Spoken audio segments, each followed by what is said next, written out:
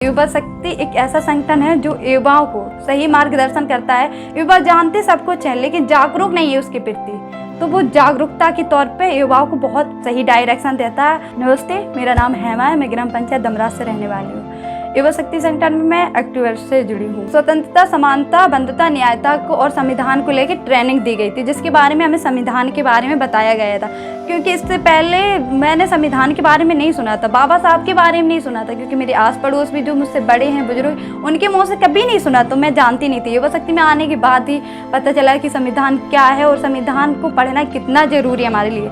सिर्फ पढ़ने, एजुकेटेड, अच्छे होने से कोई फायदा नहीं है। अगर हम संविधान को पढ़ पा रहे हैं, जब भी हम अपने अधिकारों के लिए लड़ पा रहे हैं। फिर इसके बाद पंचायती राज की ट्रेनिंग मिली थी। इससे पहले मैं इंटरेस्ट नहीं लेती थी ग्राम में पंचायती चुनाव हो रहा है या क्यों हो रहा है, कौन खड़ा हो रहा है, कौन जीतेगा, कौन बनेगा, कुछ इंटरेस्ट नहीं लेती। मुझे ये भी पता नहीं था कि समितियाँ होती भी हैं गाँव में। एग्जैक्टली पंचायती राज ट्रेनिंग लेने के बाद रियलाइज़ हुआ है कि ग्राम पंचायत में कितना मुख्य होता है हमारा वोट देना, क्यों मुख्य होता है, और हमें वास्तव में अधिकार है, जानना भी चाहिए, और हम चाहें उसे ही बनाना चाहिए जो हमारे लिए सही हो, जो युवाओं को सही डायरेक्शन, सिर्फ युवाओं को नहीं, हर किसी को सही डायरेक्शन देता हो। तो पंचायती राज ट्रेनिंग के बाद मुझे रियलाइज़ हुआ और मुझे मालूम भी है वो। इसके बाद हमने आरटीआई की ट्रेनिंग ली है। पहले हम आरटीआई के बारे में भी नहीं जानते थे कि आरटीआई किस पे लगाते हैं, क्यों लगाते हैं, मतलब ही नहीं था। आरटीआई की जब ट्रेनिंग ली उसके बाद मैंने अपने ग्राम से आरटीआई डाली भी है आरटीआई के बारे में जाना, और आरटीआई क्यों लगाते हैं, किस लिए लगाते हैं, वो भी जानकारी मिली कि सरकारी पद पे सरकारी जानकारी हासिल करने के लिए हम आरटीआई लगा सकते हैं, और इस पर कोई हमारे ऊपर दबाव नहीं है कि क्यों लगा रहे, क्यों नहीं लगा, क्योंकि ये हमारा अधिकार है और हम लगा सकते हैं। और इसके बाद मैंने स्कॉलरशिप के पोस्ट मैट्रिक स्कॉलरशिप पर भी ट्रेनिंग ली थी, जो मैंने कैंपेन अपने दमराज में ही चलाया था युवाओं के साथ। जिनकी स्कॉलरशिप नहीं मिली थी उन्हें प्रोसेस समझाया था कि उनकी स्कॉलरशिप क्यों रुक जाती है। इसमें आने से पहले मेरी सोच कुछ और थी, सिर्फ अपने बारे में सोचती थी, ये सोचती थी मैं आगे बढ़ूँ बस, मुझे और दुनिया से या फिर मोहल्ले की लड़कियों से लेना देना कुछ नहीं है। क्योंकि वैसे भी मैं पाल समाज से बिलोंग करने वाली लड़की हूँ, तो इसमें वैसे भी लड़कियों को बाहर नहीं निकलने दिया जाता।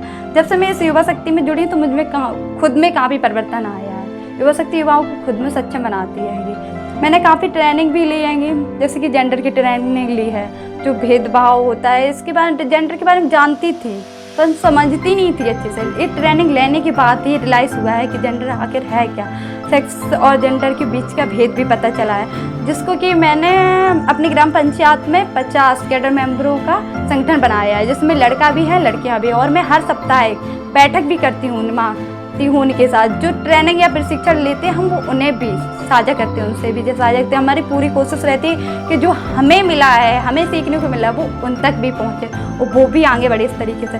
तो जेंडर की ट्रेनिंग लेने के बाद हमने अपने गांव में सिर्फ महिलाओं के साथ मीटिंग की थी, आगे उनको पूरे प्रोसेस समझाया था, जैसे कि हमें ट्रेनिंग दी गई थी कि काफ़ी हद तक लड़कियां आगे आई हैं। क्योंकि इससे पहले लड़कियां सोचती नहीं थी कि हमें ख्वाब क्या, सपने क्या, हम आगे बढ़ना भी चाहते हैं। सिर्फ इतना ही था कि इंटर कर लो ज़्यादा बहुत से बहुत, उसके बाद घर पे बैठो, शादी चूल्हे थे, बस इतना ही था, आगे नहीं बढ़े जाते। युवा शक्ति एक ऐसा प्लेटफॉर्म है जिसपे हमें बोलने का ही अधिकार नहीं मिलता है, हमें एक हिम्मत मिलती है आगे बढ़ने की कि हम अपने सपनों को साकार कर सकते हैं। एक ऐसा मार्ग है जिस पे युवा अगर चल गया ना तो वो अपनी मंजिल तय कर लेता है, राइट डायरेक्शन मिल जाती है उसे कि उसे जाना कहाँ, और वो अपनी मंजिल तक पहुंच जाता है।